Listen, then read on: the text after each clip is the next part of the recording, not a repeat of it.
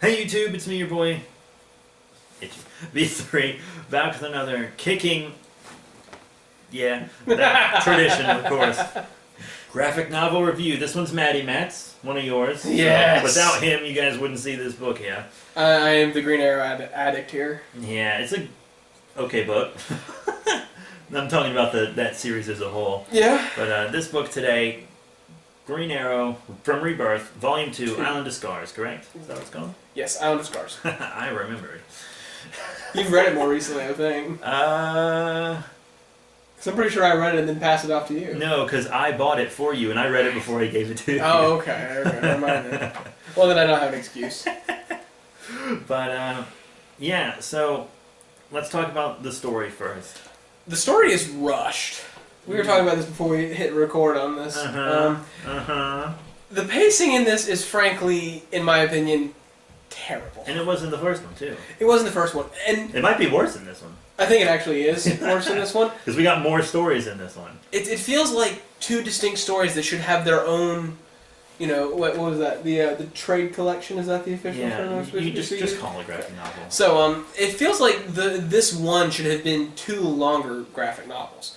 And we also have a side story in there about his half-sister. Yeah, it's so much packed in, and I can understand if you want to do the story about his sister as a subplot across a couple of them, they could work like that. Yeah, I mean, lots of times between bigger arcs, they'll just have little things like that, split it up, give the reader a breath. break, yeah. And that's the problem with this one, it doesn't give you a breath. So it picks up where the last one left off, where Green Arrow washes up on a beach on a deserted island. No, he's been here before, but the problem is solved within 5 or 6 pages, despite the killer robotic animals after his blood. Yeah, because they're on that beach. Diggle and Black Canary end up on the same island. The worst part is that, there's a scene where he's literally running from a mechanical bear trying to kill him.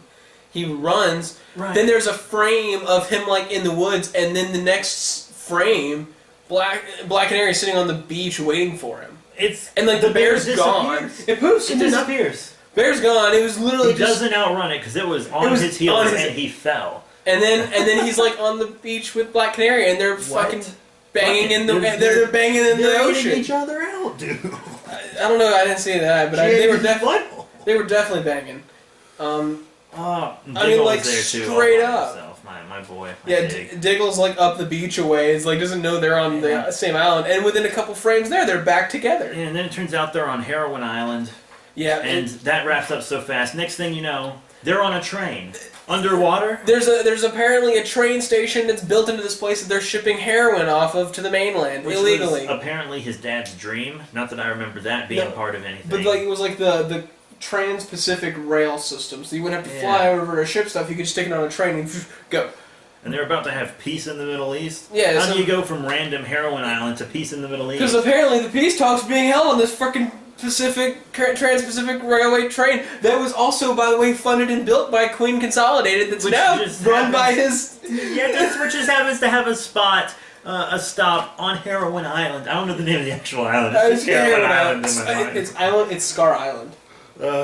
But it's so rushed. It's so poorly paced. You've got so many villains attached to this in one spree. Yeah, because you have that chick who's kind of, it's not her fault. She's a villain. Really. No, she's trying to get her island back from the heroin. Yeah, and she's got her face burnt from Dante because she works for him. And she and her husband are estranged. They're both kind of not bad guys, but they've got different ways of going about trying to fix the problem. And so it's just. And Eddie Fires is in it later, but he's a classic villain. Yeah, he doesn't really have a gimmick. He's just an assassin. Yeah, which is fine. But it's just so many of these plots. Yeah, and then the train crashes, and it's odd. Or the fact that then Hillary Clinton's there because they thought she'd be president, and they drew her. That's really freaking funny, actually. Anyways, that's kind of sad a little bit too. The scene where they poison somebody on the train, and everybody instantly points at Black Canary as "You did it," despite the fact that she was clearly trying to stop the guy from. They just saw him kill the dude, and they're like, "Oh, it's Black Canary! You did it!" Very forced conflict. It makes no sense. It's so odd because these stories aren't bad ideas. They're just poorly executed. And the art's fantastic. Oh, I love this art style. I like this art style more than almost any other art style we've seen in our comic booking since we started this. There's also that little side story about his half-sister. Yeah, that's... Also rushed. Shadow gets out of the Yakuza's grasp or whatever. They kill a dragon. A literal mother frickin' dragon. Yeah, and then there's also a flashback within that. The flashback was a bit better, but it also made her look like a tool. Because I liked that Clock King, where he makes you wind the watch and stuff. That was a cool version of the Clock King. That was a really cool concept. But... Come on, DC. Slow down. I think they just want to develop his relationship with Black Canary as fast as possible to get it get the fans off their asses. And I totally that's exactly what I was about to say. Just slow your roll. Just take some time. We want the relationship back, and we want it to make sense, and we want it to be done well. We don't just want it like tossed in our lap. I hear it's still better than New 52 Green Arrow was at the beginning. I'm glad to hear it's improving, but it needs some more work. Yeah. I hate to say it about my boy, but it needs some. I think that's about all I got to say on this one, really. Yeah, so that's it. If you're a Green Arrow fan, check it out. You might like it. It might frustrate you. I think it's just okay. Like, I read it and I was like, okay. Honestly, as a Green Arrow fan, I think I'm more upset about it than you are, just because I feel like you expect more. It's stories that deserve to be executed better. Yeah, well, we'll do other Green Arrow stuff, not just Rebirth. Yeah. But we also got some more Rebirth to do next time. The Hellblazer Volume 1, another one of his books that we're getting out of the way. This one's good.